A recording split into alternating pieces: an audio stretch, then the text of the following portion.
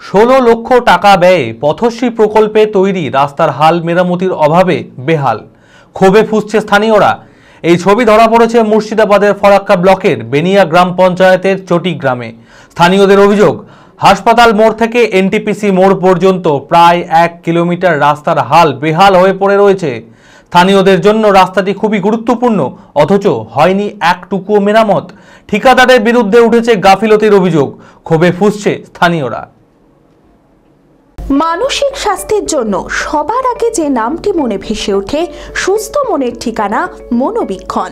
যোগাযোগ নাম্বার 7477799513।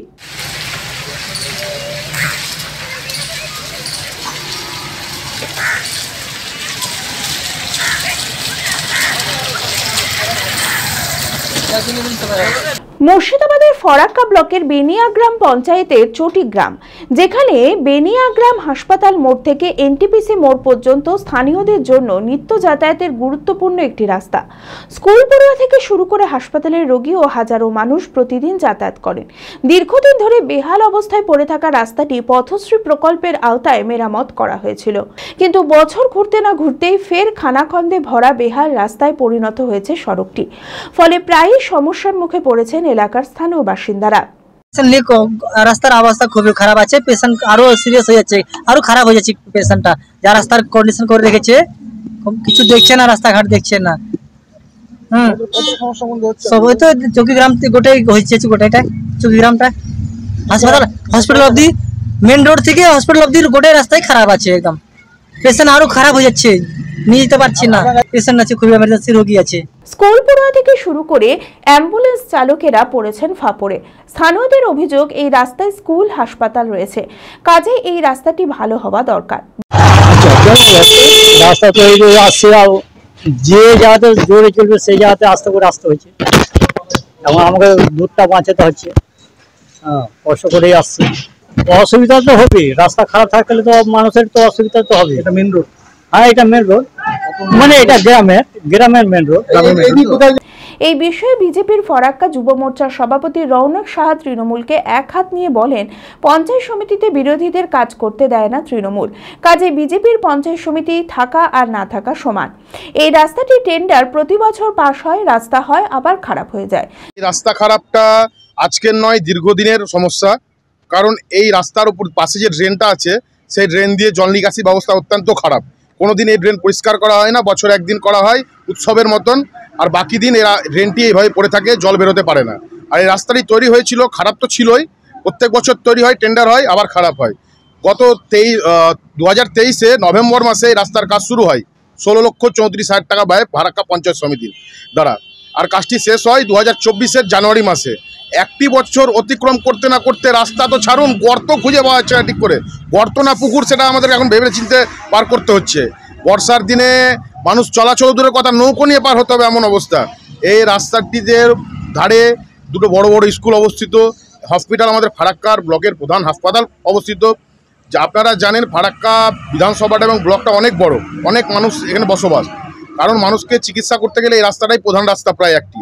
এবং এটাই নয়, আমাদের আশেপাশে ঝাড়খণ্ড রাজ্যের অনেক কটা এমন জায়গা আছে যাদের চিকিৎসার প্রধান জায়গা হলো এটা, কিন্তু মানুষ সেখান দিয়ে যাওয়া দুর্বিষহ উঠেছে, দুর্বিষহ।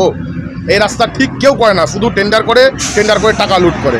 আবার গত 2 মাস 1 মাস আগে দেখলাম গর্ত স্তূপের মধ্যে আমাদের বিধায়ক সাহেব একটা জেসিবি নিয়ে আসলেন, মাছের তেলে মাছ ভেজে খুঁড়ে দিয়ে চলে গেলেন।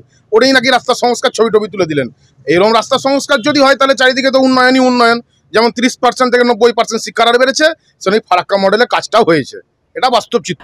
অন্যদিকে ঠিকাদারের বিরুদ্ধে গাফিলতির অভিযোগ তুলেছেন মুর্শিদাবাদের 1 নম্বর জেলা পরিষদের সদস্যা আঞ্জুমানা খাতুন।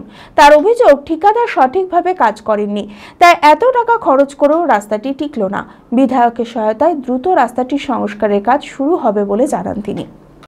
পথশ্রী ফান্ড থেকে আমাদের জেলা পরিষদের উদ্যোগে এই রাস্তাটা আমাদের 18/1/2023-এ এটা টেন্ডার হয়েছিল। কিন্তু আজকে সত্যিই খারাপ লাগছে যে আমাদের মানবিক মুখ্যমন্ত্রী মাননীয় মমতা বন্দ্যোপাধ্যায়, তিনি এত গ্রাম উন্নয়নের জন্য এই কোথাও পথশ্রী ফান্ড থেকে রাস্তা যেগুলো গ্রামের জন্য ভাবছে, কিন্তু এখানে যারা কন্ট্রাক্টর, যারা ঠিকাদার, যারা কাজ পাচ্ছে, আমি এটাই বলবো যে কাজের এই চকিগ্রামের রাস্তাটার কাজ ভালোভাবে হয়নি, যার কারণেই আজকে রাস্তা এরকম বেহাল অবস্থা।